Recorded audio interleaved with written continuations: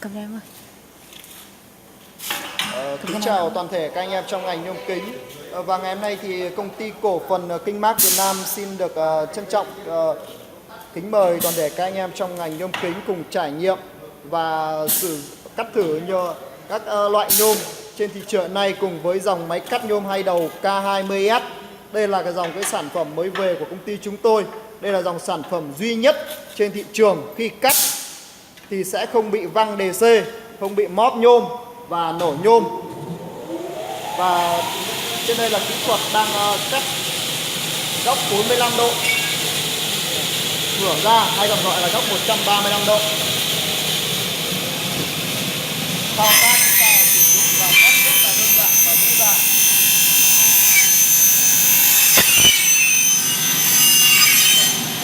Khi cắt thì hệ thống DC là sẽ tự động là trượt xuống.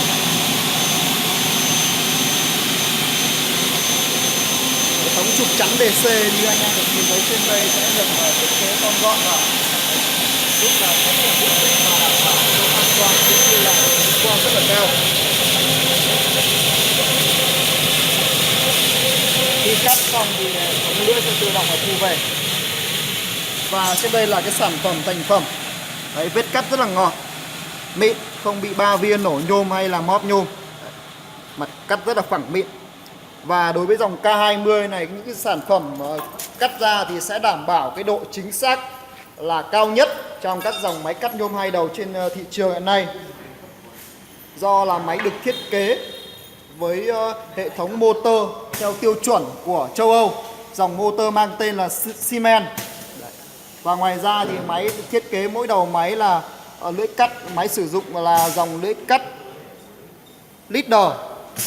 Đây là dòng lưỡi cắt hiện nay là tốt nhất và sử dụng sẽ là ổn định và lâu dài nhất trên thị trường hiện nay.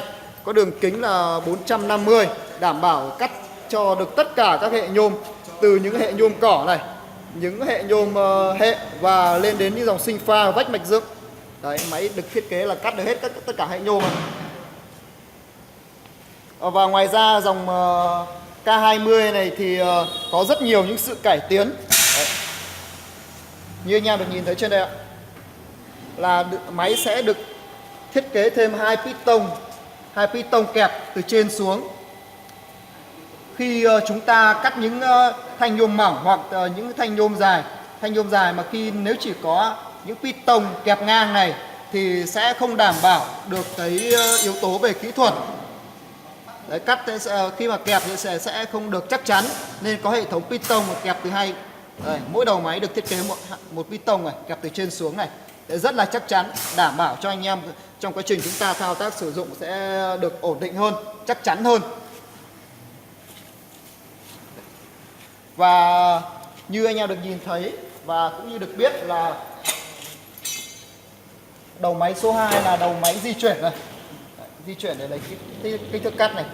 Đấy, khi chúng ta lấy được cái kích thước cắt rồi thì thay vì dùng tay siết để khóa đầu máy lại thì máy sẽ thiết kế thêm hệ thống hãm hơi tự động. Đấy, sẽ chốt lại đầu máy số 2.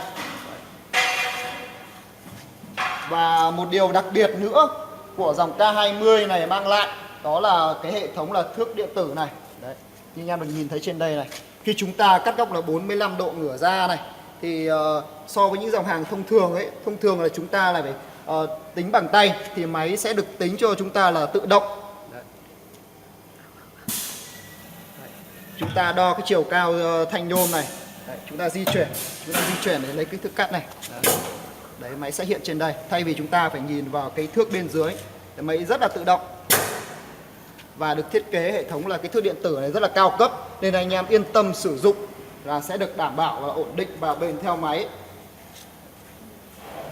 Ngoài ra dòng K20 này thì chúng tôi là được thiết kế thêm là khi cắt sẽ có hai hình thức là tự động và bán tự động. Đây là hình thức là bán tự động khi cắt.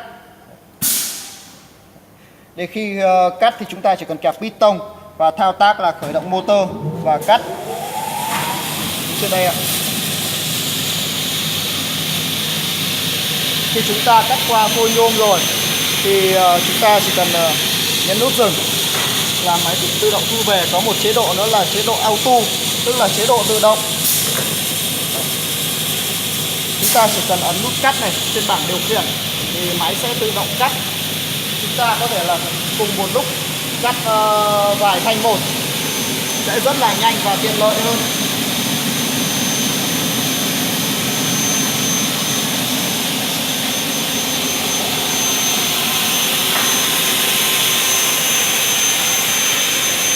Và chúng ta sẽ cùng đến tham quan hệ thống phía bên trong của tụ điện. Đấy. Máy sử dụng là hệ thống là dòng điện Chin, dòng điện rất là nổi tiếng tại Trung Quốc, và có cái PLC này sẽ điều chỉnh những cái hệ thống tự động của máy, và có bộ chuyển đổi nguồn sang 24V, giúp cho trong quá trình chúng ta thao tác là sử dụng sẽ được đảm bảo hơn, yên tâm. Và phía sau đây là cảnh quan của máy. Máy được thiết kế những hệ thống piston cỡ to giúp chuyển đổi gấp rất là ổn định. Và bên trên này có 2 piston dầu và piston khí này. Thiết kế là toàn bộ bằng nhôm đấy này, chắn vào nên rất là đảm bảo ổn định lâu dài. Ngoài ra thì có cái cốc lọc không khí này, cái bộ là cốc lọc dầu này sẽ được thiết kế là trong suốt. Anh em có thể là những chúng ta nhìn và định lượng dầu nó đơn giản hơn, và có khi chúng ta hết dầu chúng ta đổ dầu vào đây này, có cái màng lọc này, có cái màng lọc thì giúp như lọc bỏ tất cả những cái mạt nhôm hay là những cái bụi bẩn này sẽ không bị tắc và sử dụng sẽ được xuyên suốt hơn.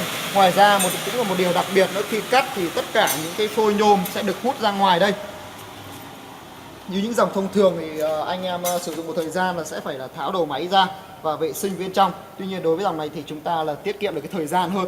Đấy, khi cắt xong cái phôi nhôm hút ra tất cả bên ngoài đây. Và thiết kế hai đầu máy này, tất cả sử dụng toàn bộ bảng bệ thép này, được gia công nhuần luyện với độ chính xác là tuyệt đối này. Đấy, anh em sử dụng sẽ được lâu dài. Tấm dây xích sắt này giúp chúng ta sử dụng sẽ chắc chắn hơn. Ngoài ra cái kết cấu của máy đây, như anh em được nhìn thấy trên đây là toàn bộ xuyên suốt. Cái thân máy này toàn bộ là những bảng bệ thép bằng chữ Y. Đấy, máy rất là nặng, đồng.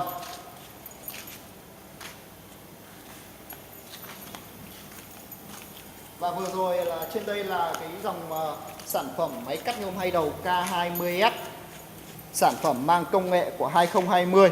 Đấy. Khi anh em đầu tư thì sẽ đem lại cái hiệu quả kinh tế nó sẽ là cao nhất. Chúng ta dùng cắt và sẽ ổn định, sẽ là lâu bền nhất.